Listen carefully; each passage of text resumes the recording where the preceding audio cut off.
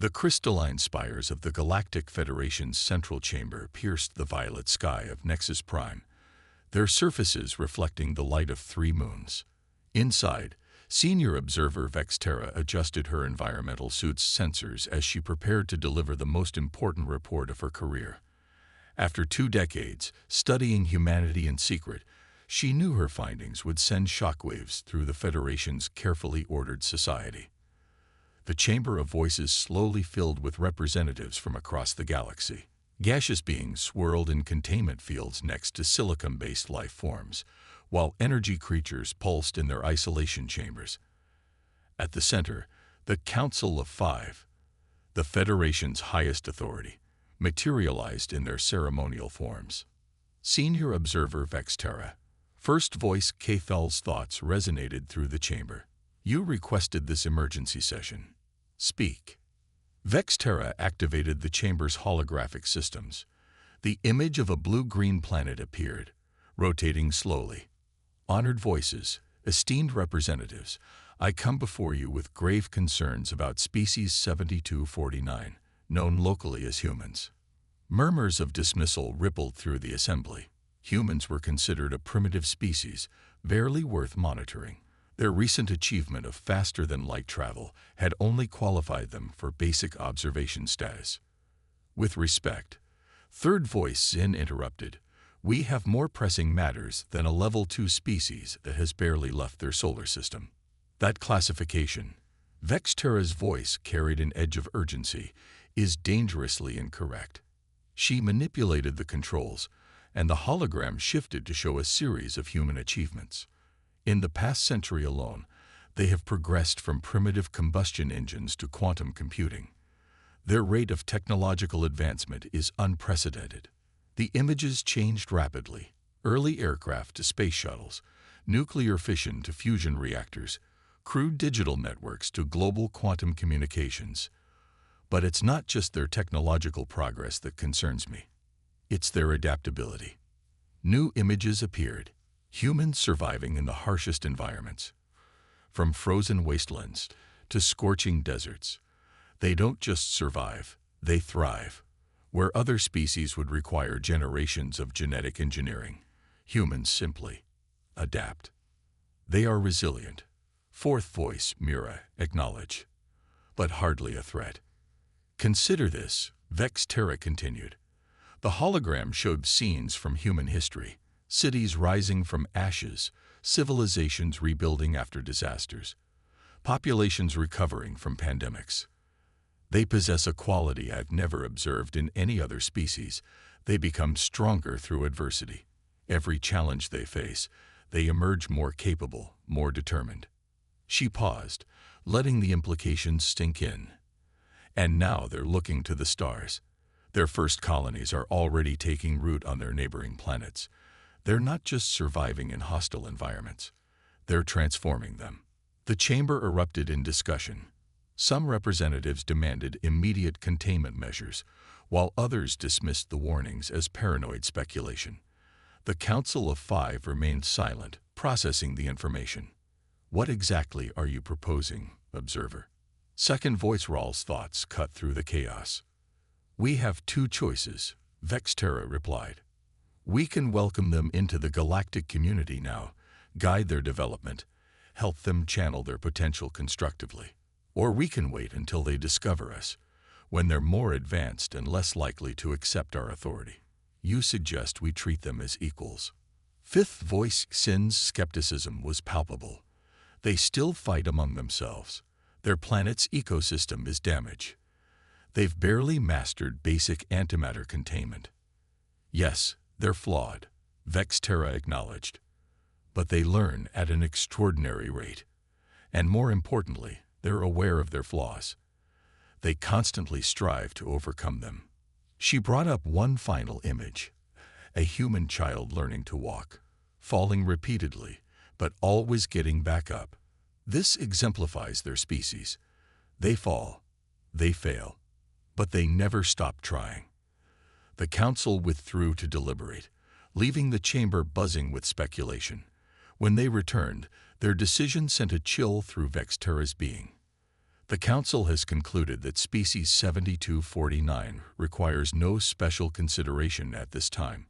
First Voice Kithal announced. They will remain classified as Level 2, subject to standard observation protocols. Honored Voices, Vexterra protested. I implore you to reconsider. If we wait, the matter is decided. Kithal's thoughts carried finality. This session is concluded. As the representatives filed out, Vexterra remained, staring at the hologram of Earth. In her 2 decades of observation, she had learned that humans had a saying: hope for the best, prepare for the worst.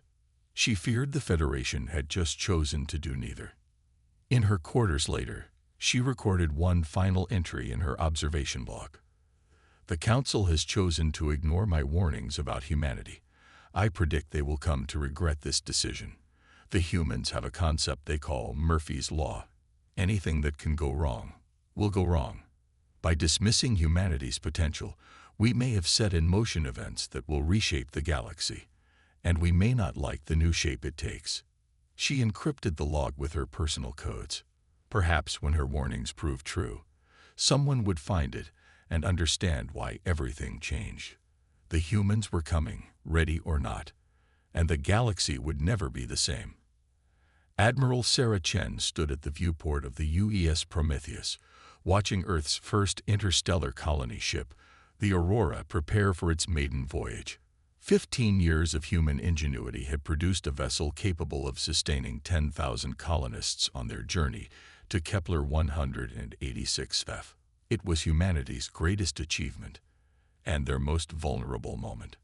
Admiral, her XO, Commander James Rodriguez, called from the command station. We're detecting unknown energy signatures at the edge of the system. Before Chen could respond, space itself seemed to tear open. 3 vessels emerged, their crystalline structures defying human engineering principles. They were massive, each easily dwarfing the Prometheus. Multiple contacts, Rodriguez reported, his training keeping his voice steady. No match to known configurations. They're huge, Admiral. Chen straightened her uniform. First contact. They had prepared for this, run countless simulations. All ships maintain defensive positions around the Aurora. Open all standard frequencies for communication. The alien vessels approached with impossible grace for their size. As they drew closer, the lead ship transmitted something. The Prometheus's AI struggled to decode it, getting some kind of signal. Communications Officer Liu announced, I think it's a language package. Running it through the quantum processors now. Minutes passed in tense silence as the AI worked. Finally, words formed on their screens. AT&T Species 7249. UAV Violated Federation Directive 147. Cease expansion activities immediately. Chen felt her jaw tighten. Their first words weren't hello or we come in peace. They were a command to stop growing. Send response. This is Admiral Sarah Chen of the United Earth Fleet. We are conducting peaceful exploration and colonization of uninhabited worlds. We wish to establish diplomatic relations. The response came swiftly. Your species is classified Level 2. Unauthorized. For extrasolar colonization. Stand down immediately. They're powering up something, Tactical Officer Patel warned. Energy readings are off the charts. Chen's mind raced. They hadn't come to talk. They'd come to enforce their rules. Rules humanity had never agreed to, never even knew existed. All ships, battle stations. Defensive pattern Delta. Protect the Aurora at all costs. The lead alien vessel fired, not at the military ships, but at the Aurora. The colonial vessel's shields, designed for cosmic radiation and micrometeorites, wouldn't stand a chance. But the shot never landed. In the seconds before the alien weapon fired, the Prometheus's quantum AI had analyzed their energy patterns and calculated a response. The ship's experimental phase shields shifted to exactly the right frequency, intercepting and dispersing the alien attack. Silence fell across the bridge. The aliens had just revealed their technological superiority, and humanity had countered it on their first try. How? Rodriguez whispered. Because we had to, Chen replied, her voice hard. Send to all ships. Execute Protocol Omega. Get the Aurora out of here. What followed would be remembered as the Battle of First Contact. The alien vessels, confident in their technological superiority, pressed their attack. But they had never encountered an enemy quite like humanity. The Earth ships, though smaller and less advanced, moved with perfect coordination. Their AIs adapted in real time, learning from each enemy attack and adjusting their defenses accordingly. When the aliens concentrated their fire on one ship, the others would adjust their shields to share the load. When the aliens tried to predict their movement patterns, the human ships would switch to deliberately chaotic maneuvers. They're not used to this, Chen realized as she watched another alien attack dissipate harmlessly against their revolving shields. They're used to fighting enemies who either have superior or inferior technology. They don't know how to handle enemies who adapt. The battle reached its climax when the aliens attempted to trap the Earth fleet in a gravity web. Instead of fighting it, Chen ordered all ships to cut power. As they were pulled toward the alien vessels, she transmitted a single command. Now, every Earth ship activated their experimental quantum drives simultaneously. The fabric of space-time rippled as conflicting gravitational forces collided. The alien gravity web collapsed, and their own trap pulled them off balance. All ships, open fire, Chen ordered. Humanity's newest weapons, relatively primitive by alien standards, but aimed with deadly precision, struck the destabilized alien vessels. Two of the crystalline ships shattered. The third, heavily damaged, retreated through another spatial tear. As the dust settled, Chen surveyed the battlefield. They had won, barely, but this was just the beginning. Get me Earth Command, she ordered, and find out where that colonial ship jumped to. We need to prepare. She paused, considering their next moves. And contact Dr. Kumar at the Quantum Physics Institute. Tell him his crazy theory about adaptive shield harmonics just saved the human race. Ask him what else he's been working on. The Federation had made their position clear. Humanity's expansion would not be tolerated, but they had failed to understand a fundamental truth about the species they sought to contain. Humans don't respond well to being told what they can't do. As the Prometheus turned back toward Earth, Chen knew the galaxy was about to learn this lesson the hard way. Dr. Samira Kumar hadn't slept in 3 days, but she barely noticed. The holographic displays surrounding her workstation at the Quantum Physics Institute showed the results of her latest simulation, and they were revolutionary.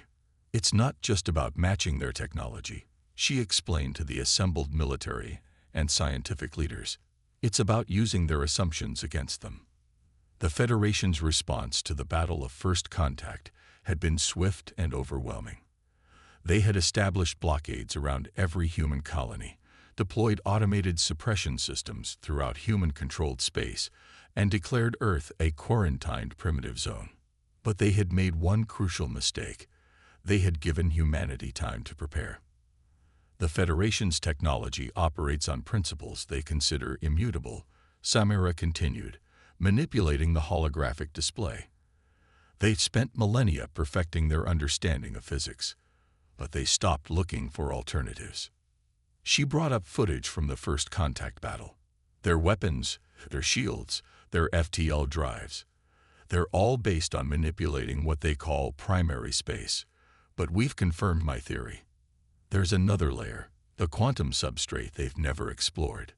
General Maria Santos, the newly appointed head of Earth's defense forces, leaned forward. Can we exploit this? Samira smiled. We already are. Those adaptive shields that saved the Prometheus. They worked because they operate in this quantum substrate. The Federation literally cannot see what we're doing. It's like we're attacking them from another dimension. How quickly can we weaponize this? Santos asked. That's the beauty of it, Samara replied. Every quantum lab on Earth is already working on applications. We're seeing innovations I never dreamed possible. She wasn't exaggerating. The threat of extinction had unified humanity like nothing before. Old rivalries were forgotten as nations pooled their resources. Private companies opened their patents. Scientists shared breakthroughs freely. In orbit, the first of the new quantum-enhanced defense platforms took shape. On Mars, hidden factories produced ships equipped with technology that defied the Federation's understanding of physics. In deep space, stealth probes mapped the Federation's blockade positions, searching for weaknesses. But humanity's greatest weapon wasn't their technology. It was their strategy. Admiral Chen, now commanding the newly formed resistance fleet, had developed tactics that seemed insane to the Federation's military minds. Human ships would appear to make critical mistakes, drawing Federation forces into traps. They would retreat from strong positions, only to turn and strike from unexpected angles. They used their inferior numbers and technology in ways that made strength a weakness. They expect us to behave like a Level 2 civilization, Chen explained during a strategy session, to either cower in fear or charge blindly ahead. So we do neither. We act irrationally, by their standards. But there's method in our madness. The first major test of this approach came at the Battle of Proxima Centauri. The Federation, confident in their superiority, sent a fleet to neutralize the human colony there. They expected to find primitive defenses. Instead, they found empty space. As their ships moved in to establish control, the quantum substrate rippled. Human vessels emerged from what seemed like solid objects. They had been there all along, operating in a layer of reality the Federation couldn't detect. The ensuing battle was brief and decisive. But the real shock came after the battle. Instead of pressing their advantage, the human fleet disappeared again. No pursuit was possible because, as far as Federation sensors were concerned, the human ships had ceased to exist. Hit and fade, Chen explained to her commanders. Never let them pin us down. Never let them learn our capabilities. Keep them guessing. Keep them afraid. The Federation response was predictable. They sent larger fleets, established more blockades, deployed more advanced technology. And with each escalation, humanity adapted. Samira's quantum substrate theory led to more breakthroughs. Human ships learned to phase shift through Federation barriers. Quantum communication networks allowed instant coordination across vast distances. Even the colonists played their part, developing stealth technologies that hid entire settlements from Federation scans. But perhaps most importantly, humanity's resistance caught the attention of others. Other primitive species under Federation control watched and learned. Underground networks formed. Information began to flow. The Federation's grip on the galaxy began to show cracks. We're not just fighting for ourselves anymore, Samira said one evening, looking at the latest reports of Federation worlds where resistance movements had sprung up. We're showing the galaxy that technological superiority isn't everything. General Santos nodded. The Federation built their empire on the assumption that advanced technology equals advanced civilization. We're proving them wrong. And that, Admiral Chen added from a quantum comlink, is more dangerous to them than any weapon we could develop.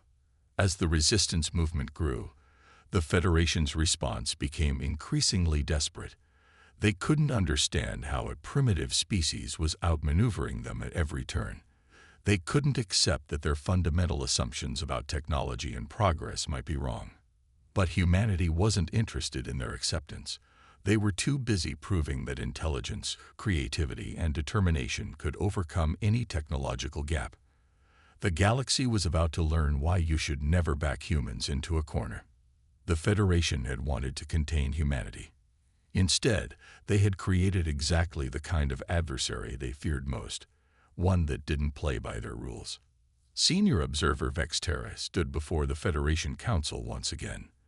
This time, there was no dismissal in their thoughts, no casual disregard for her warnings. The chamber was silent, tense with the weight of recent events. You were right. First voice, Hell admitted, an unprecedented acknowledgement. We gravely underestimated them. The holographic displays showed the extent of the Federation's miscalculation. A third of their blockade fleets had been neutralized. Dozens of contained species had risen in revolt, using tactics clearly inspired by human resistance. The carefully maintained order of millennia was unraveling. The humans call it the quantum revolution, Vexterra explained. But it's more than their technology. They've changed the fundamental rules of engagement. Before she could continue, alarms blared throughout the chamber. The Federation's most secure facility, on their most heavily defended world, was under attack. On the bridge of the UES Prometheus, Admiral Chen watched as Operation Checkmate unfolded. Years of planning, countless sacrifices, and humanity's most closely guarded secrets had led to this moment. All ships, execute quantum shift, she ordered. Phase 1 begins now. Across Federation space, human vessels emerged from the quantum substrate in perfect synchronization. But they weren't attacking military targets. Instead, they appeared above population centers, research facilities, and civilian installations.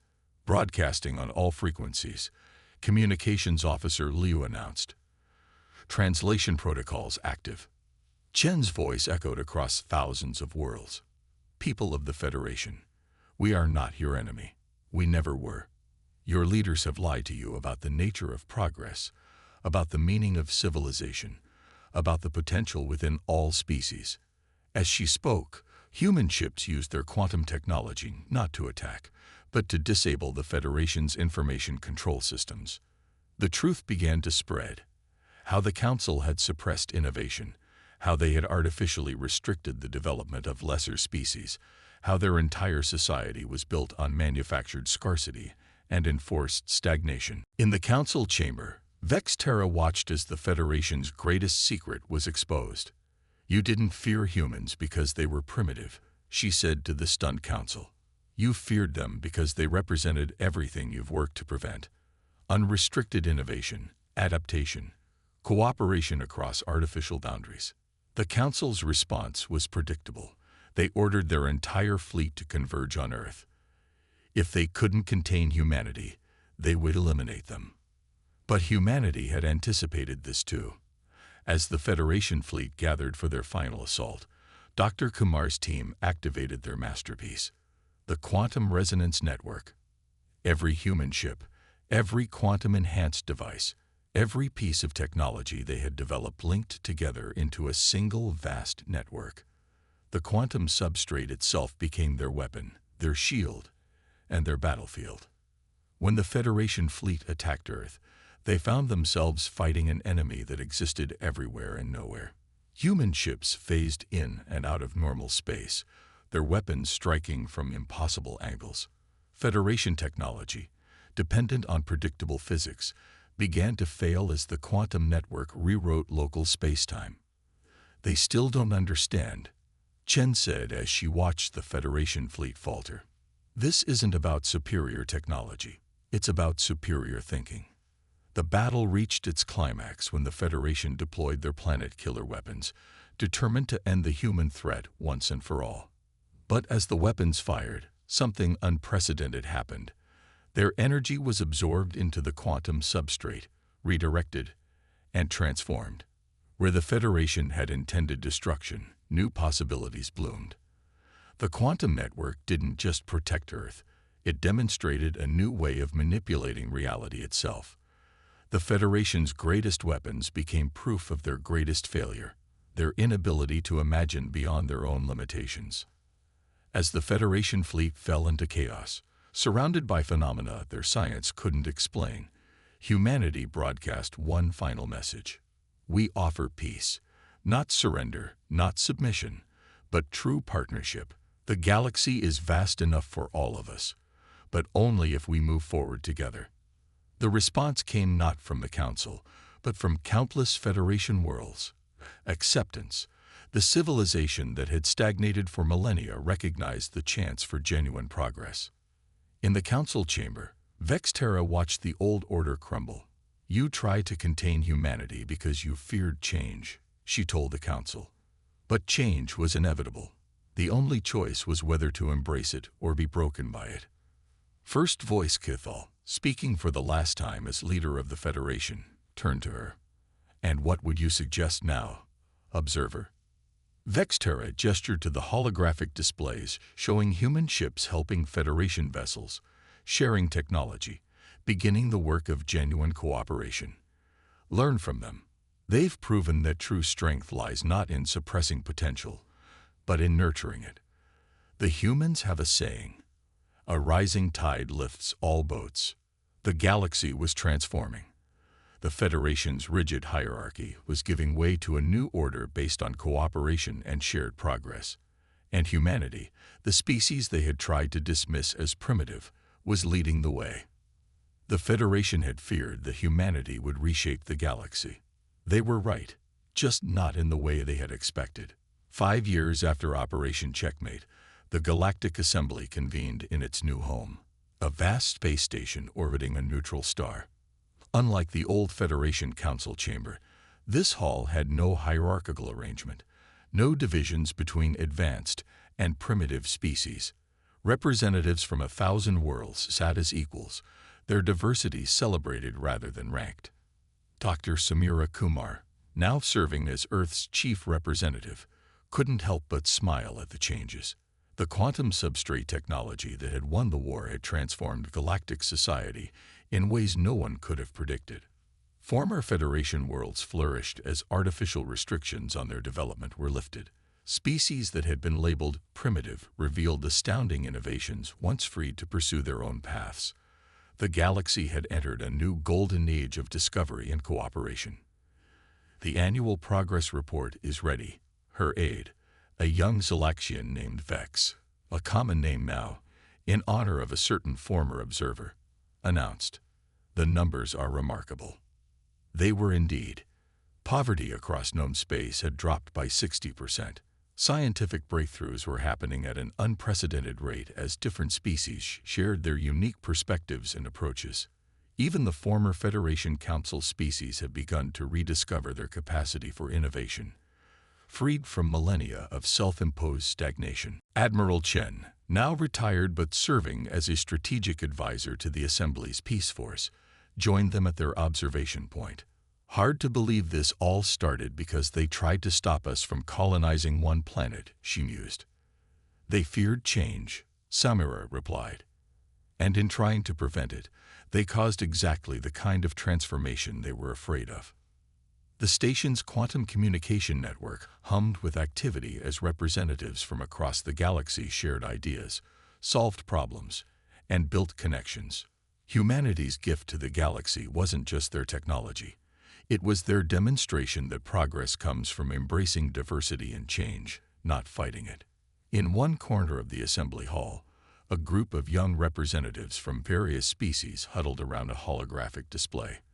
They were working on a new project, combining human quantum mechanics with Zalaxian energy manipulation and Draxoid computational systems to create something entirely new. "That's the real victory," Chen said, nodding toward the group. "Not defeating the Federation, but showing the galaxy a better way forward."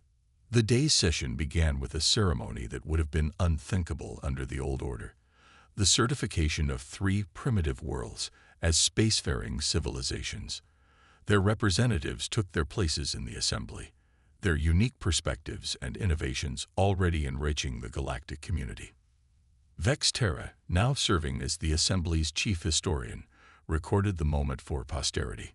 Her original warning about humanity had become required reading for all diplomatic trainees, though not for the reasons the Federation had feared. "We thought we were warning them about a threat," she told her students. "Instead, we were documenting the beginning of a revolution, not of violence, but of ideas."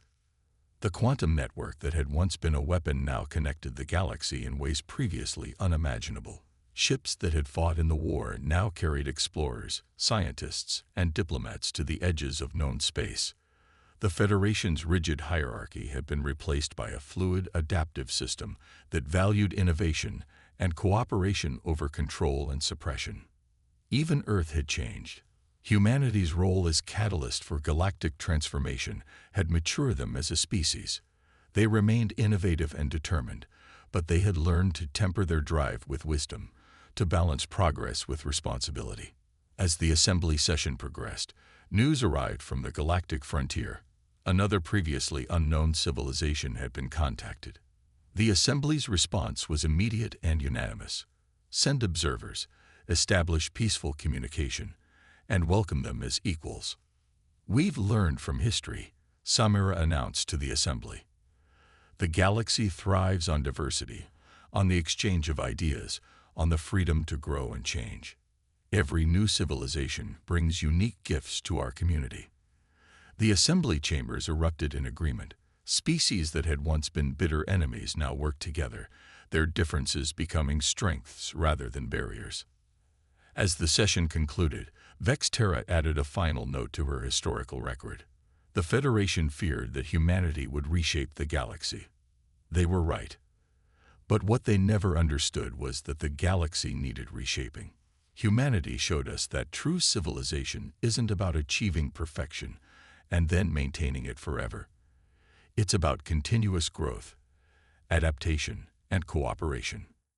She looked out at the assembled representatives, at the mixing of species and ideas that would have been forbidden under the old order, and added, "The humans have a saying. The only constant is change. By embracing this truth rather than fighting it, we've all become something greater than we could have imagined." The galaxy had indeed changed forever. But unlike the Federation's fears, this change had brought not destruction but renaissance. Humanity had shown the way, but every species now contributed to writing the next chapter in the grand story of galactic civilization. And somewhere in the vast expanse of space, new civilizations were emerging, new ideas were forming, and new possibilities were waiting to be discovered. The future was uncertain, but that was exactly as it should be. After all, as humanity had taught the galaxy, the greatest adventures begin when you step into the unknown.